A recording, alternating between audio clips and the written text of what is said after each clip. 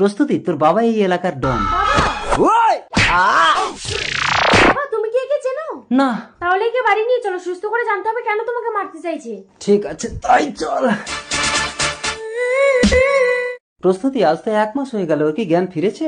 না বাবা, টানা 1 মাস তোমার সেবা করতে করতে আমি যে তোমাকে ভালোবেসে ফেলেছি। আমি প্রতিজ্ঞা করছি তোমাকে যদি না পাই এই জীবনে আমি বিয়েই করব না।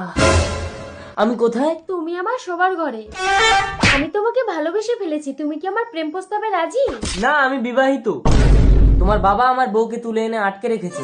আমি খুঁজে দেবো তোমার বউকে। চলো আমার বাবার পুরানো গোডাউনে গিয়ে দেখি। চলো। চলো। তুমি আমার গোডাউন থেকে চলে যাও মৌলি। আমার স্বামী আমাকে ভীষণ ভালোবাসতো, তবুও আমি তোমার সাথে পালিয়ে এসেছি। শুধু তোমার টাকা আছে বলে তাই, কারণ আমি জানতাম আমার ভিখারি স্বামী কখনো আমার স্বপ্ন পূরণ করতে পারবে না। বাহ মৌলি বাহ, আমি আরো আপনাকে ভুল বুঝেছিলাম, ক্ষমা করে দেবেন আমাকে। বাবা তুমি সুস্থ হয়েছো, তোমার বউকে নিয়ে যাও। আদেশ, তুমি আমাকে ক্ষমা করে দাও। মিথ্যে, যে আমাকে এক বিন্দু ভালোবাসে না তার সাথে আমি সংসার করব না। দেখো, কোটিপতি বাপের একমাত্র মেয়ে, যে আমাকে জীবন দিয়ে ভালোবেসে যখন জানলো আমি বিবাহিত, তখন সে সারা জীবন বিয়ে না করার প্রতিজ্ঞা নিয়েছে। তাই যে আমাকে চায় না আমিও তাকে চাইবো না, আর যে আমাকে চায় আমি তাকে সারা জীবন ভালোবাসবো।